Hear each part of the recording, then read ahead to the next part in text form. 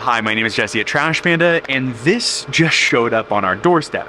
So I thought it'd be the perfect time to talk about where our recycled plastic actually comes from and what it even looks like to test a new recycled plastic. Those are all good! And before we get in, yes, this is literally all we know about it. It says NAT TPU RG. NAT probably means natural, which is the color clear in plastics. TPU is the type of plastic that most premium disc golf discs are made of, and RG likely means regrind. So literally all this tells us is that it's probably TPU because I can see that it's natural regrind. What about the melting temperature, durometer, specific gravity, and all the other specs that come with plastic? We don't know. So we really have no idea what this is, and we have no margin for error, but today we're gonna test it together.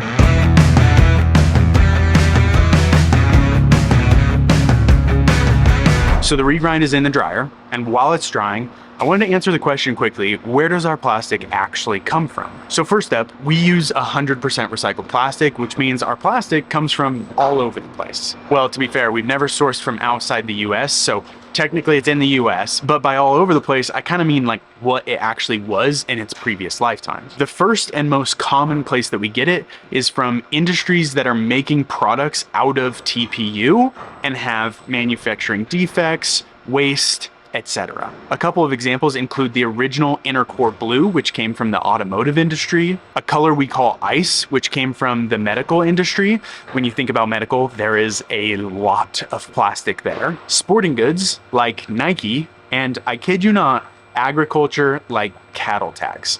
Yes, those little earrings that cows are wearing, those are also made from the same type of plastic that premium discs are made of. Oh, also, we just started working with a phone case company to recycle their phone cases, so more on that in the coming months. So people usually call that like a post-industrial plastic, and then there's also post-consumer plastic.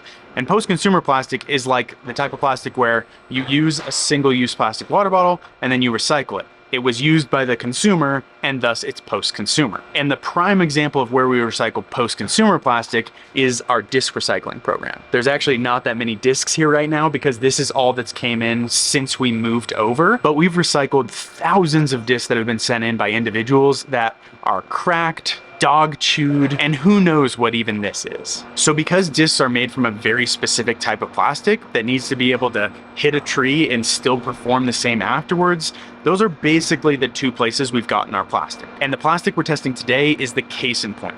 It actually wasn't left on our doorstep. It was sent to us by a local recycler, actually the guy I've been working with since I was in my garage.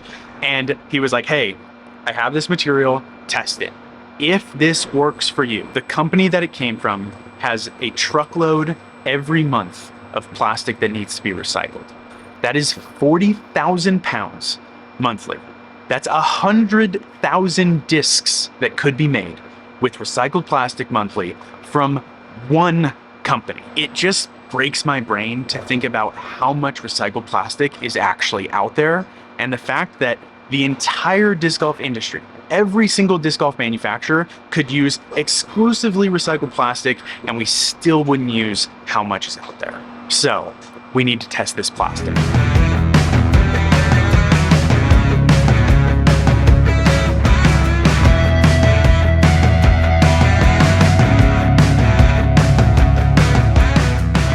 Kyle, do you think it'll work? I have zero idea, but I hope so. What's the percentage possibility, like genuinely? I don't know, probably like 65%. Like, I guess it could work, but we're just hoping we have everything set up right now, so yeah. I just stopped recording and Kyle turned to me and said, what is it? I've told you everything I know, it's TPU. I know. Literally the bag said natural, TPU, okay, thank you, what type, we don't know, and it said RG for regrind. You can see that it's natural regrind. Yeah. So we got nothing out of it.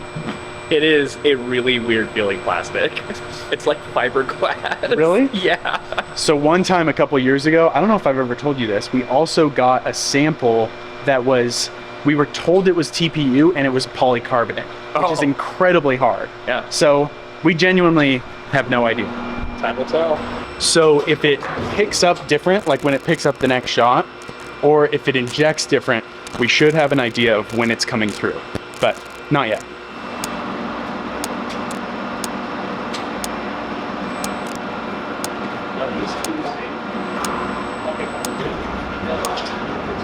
Okay, it is being very weird so far.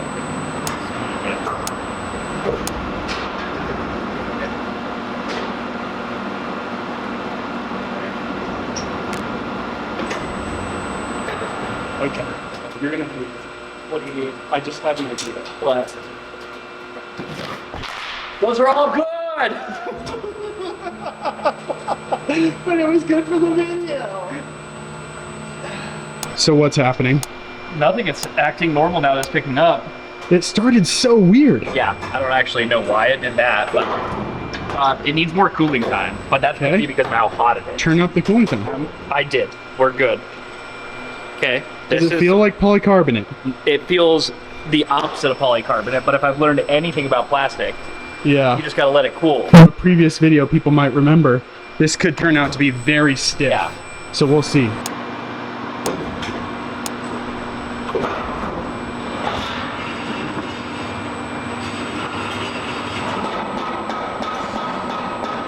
And just like that, in less than 10 minutes, the test is done. We need to let these cool, probably for 24 hours. That's the right way to do it.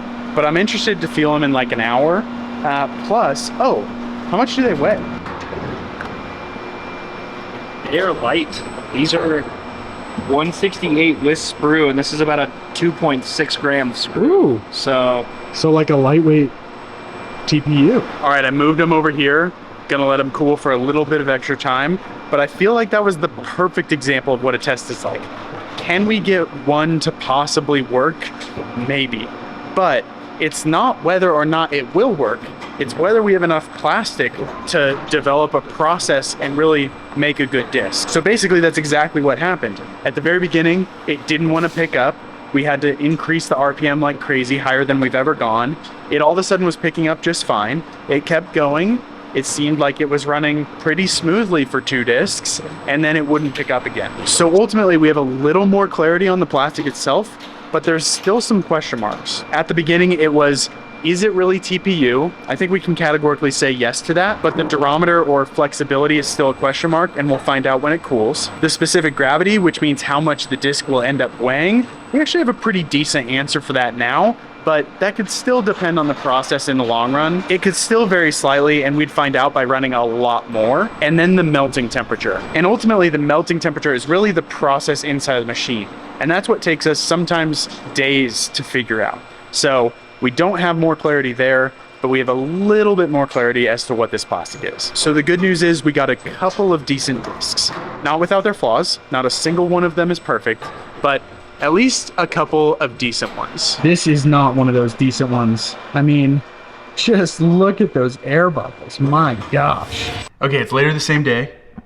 We will probably feel and test them tomorrow or the next day or whatever, but for now, I just wanna know how they feel. They were incredibly flexible when we first took them off the machine.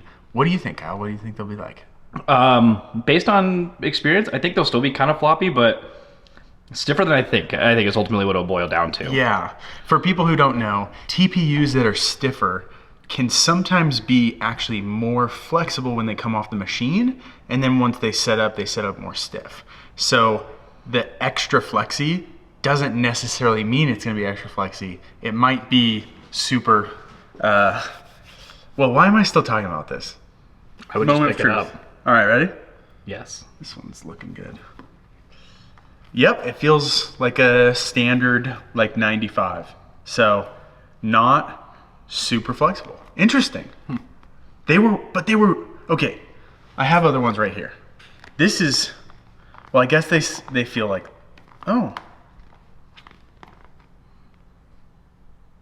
Okay.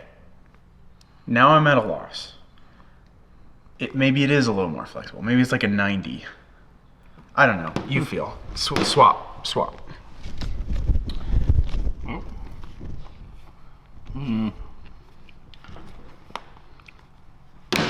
Right?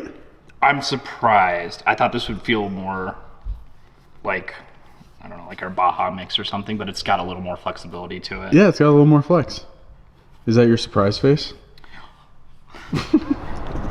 All right, it's a couple days later. It's been absolutely frigid, but we have some actual prototypes. Less than 10 pounds of plastic, but we were able to make some pretty decent prototypes that, mind you, are also dead flat. Like, these are almost puddle topped, which is pretty sick. And I've been thinking about it for the last few days. I feel like the moral of the story here is, if a dude who started in his garage with no prior experience, and now a small team of people who have learned everything from the ground up, could do this, sky's the limit. So full circle, how does Nat TPU RG fly? Let's find out.